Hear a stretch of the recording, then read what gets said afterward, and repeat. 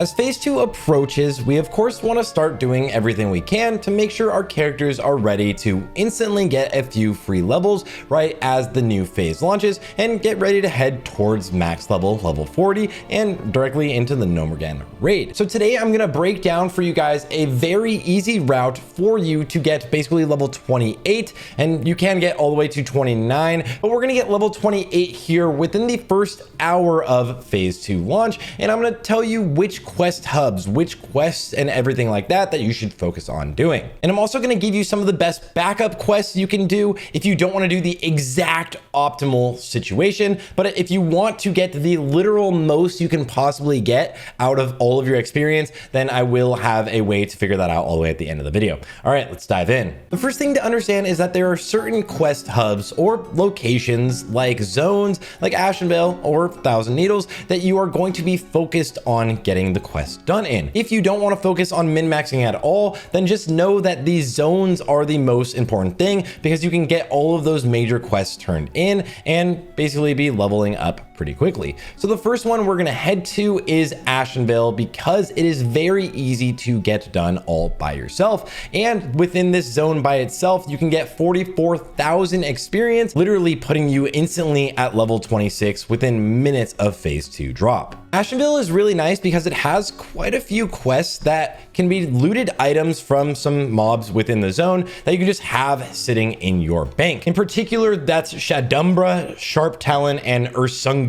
I don't know how to pronounce it, but these three mobs have a very quick respawn rate and you can grab their items. Don't accept the quest right now and just keep the items in your bank. But those aren't the only items we can get. Already head to the auction house and buy all of the Shredder manual pages. Once you have those, make sure to combine them so they only take up 3 inventory slots and they're quite a large amount of XP. Then you can get the Befouled Water Globe down here. This is for the quest for the Defkin Bell if you haven't turned it in already. And to be able to even loot this item, then you do need to have Stone Talon Standstill, which you can also get from Splinter Tree Post, and you just need that in your quest log to be able to loot this item. And here in Splinter Tree Post, for the sake of ease, we're going to pick up pretty much all of the quests. And that includes Satyr, Stone Talon Standstill, and the Ashenvale Outrunners, but also make sure to grab Warsong supplies. And right down here, really close to you, is the Torex Assault. You can just do this quest by yourself, very easy to get done. You can also grab Troll Charm while you're at it. It's not the best XP, but it's pretty solid.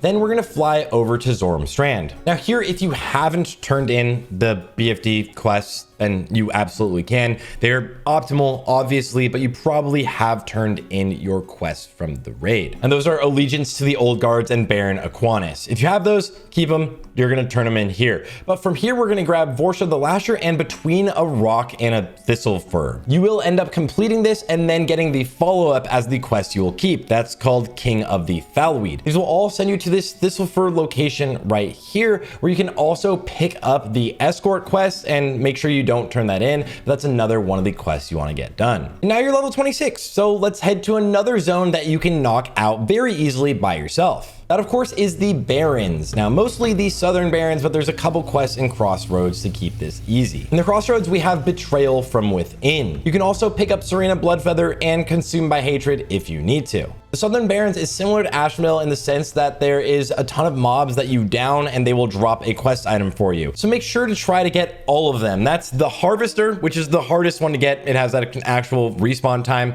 Awatonka, Washti Pawnee, pretty much everyone's favorite or least favorite hunter pet, Lakotamani, and then there's the Elite Alliance mobs running around on their mounts. So if you can kill the main one of those, then it will drop a note for you as well. Now down south in Camp T, you can also have Betrayal from Within. This isn't an insanely optimal quest, but you can actually already have it completed and then pick up the follow-up whenever you are doing your quest turn-ins, which will send you just to the Crossroads for some extra XP. And for weapons of choice, you don't even need the quest, or you can even grab the items from the auction house if you want to, but don't have the quest on you right now. Just have the items to be able to turn them in. Now that we've done the 2 easy locations, let's head to the 2 harder ones that might require require you to have a group unless you're a hunter. The first one is right down south in Thousand Needles. And Thousand Needles has 3 main quest hubs, kind of like all of these zones have multiple quest locations. Of course, Freewind Post is one, but just outside of there is the Test of Strength, which you're going to want to get to. And then a little bit north of there is White Reach Post, which has a ton of XP for you. Pick up every quest from Freewind Post and then head on over to grab a Test of Faith.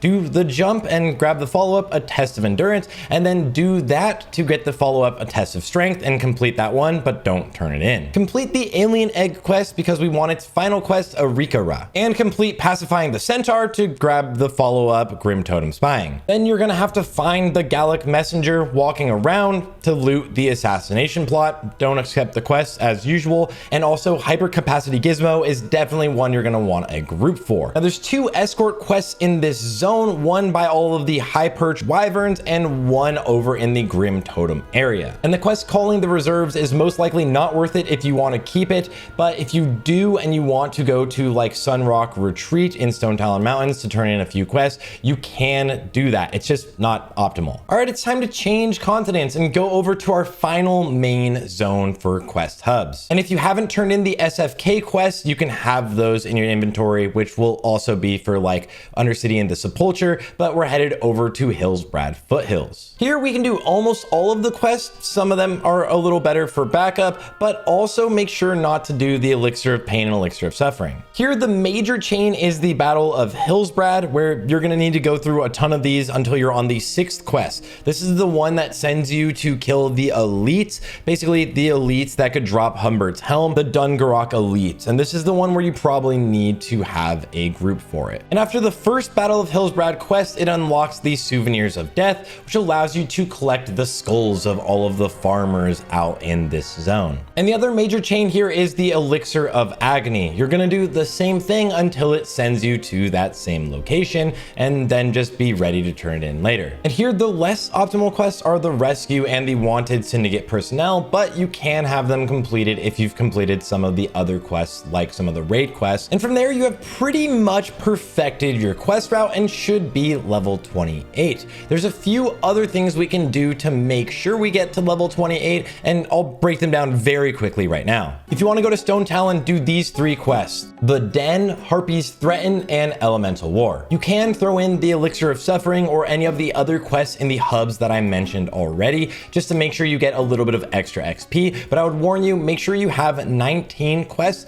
not 20 fully in your quest log, because you're still going to want to at least do the weekly Ashenvale quest to be able to get your drums to go into the raid. One of the more try-hard quests that I have done and you guys should probably do is called Vorel's Revenge. This will send you into Scarlet Monastery Graveyard to get a ring. You can do this right now. It will require a group, but it's definitely another one that's really easy for some extra XP. And of course, we get a ton of experience from turning in Warsong Gulch marks, 1200 per 3 marks that we turn in, which you can only have 20 in your inventory, although you can stack out more for 24 hours in your mailbox. So the day before, you'll absolutely see pre-mades stacking their mailboxes with as many as they possibly can, but just make sure you have 18 marks to easily turn them in whenever you're in a major city, which is easily going to be Thunderbluff and Undercity in your turn-in route, and maybe even Orgrimmar. From there, you can also get the Warsong supplies. You can stack the completed Warsong supplies for currently 200 experience per, but it might be something that is actually buffed in experience. This was alluded to by the devs to buff this in experience, and you can also make sure that you have cloth turn-ins in every one of the major cities you're gonna visit. This means you need to have wool cloth and silk cloth to turn in at those major cities, although this does also mean you'll never be able to do these turn-ins for experience again later on in any of the other phases. So you will be choosing to do those right now if you really want to get all the way up to 29. And that should be pretty much an exhaustive list of everything you need to do and everything you should knock out right now if you want to min-max your experience to get basically 28, maybe even 29 right as the phase launches. One other quest I forgot to mention is Isha Awak. It's a long chain in the Barrens. Just knock that one out. Also, there's a few other things you can do, like Deep Moss Spider Eggs to turn into Ratchet because you're going there, as well as any of the quests from the dungeons and and raid if you haven't done those. That means Wailing Caverns quest, SFK quest, and of course the raid quest. These are all very useful, but I'm anticipating most people have done these already. Anyways, guys, if you really like this guide, of course, make sure to like and subscribe, and let me know if you want to see like a full breakdown of this, if you want a sheet that you can just use yourselves. But if you want a super min-max sheet that will be better than mine, like just look better and is super min-max, then I would give a huge shout out to my boy Only and my boy Jordy. They put together a phenomenal sheet that also will have a turn-in route for you that you can just follow on Rested XP. You can grab that from Jordy's Patreon. So I feel like that's like the best one. So check that out. There's a ton of other ones around the internet, and I'll post some in my Discord as well. Thanks for watching, guys, and I will have the Alliance one out soon.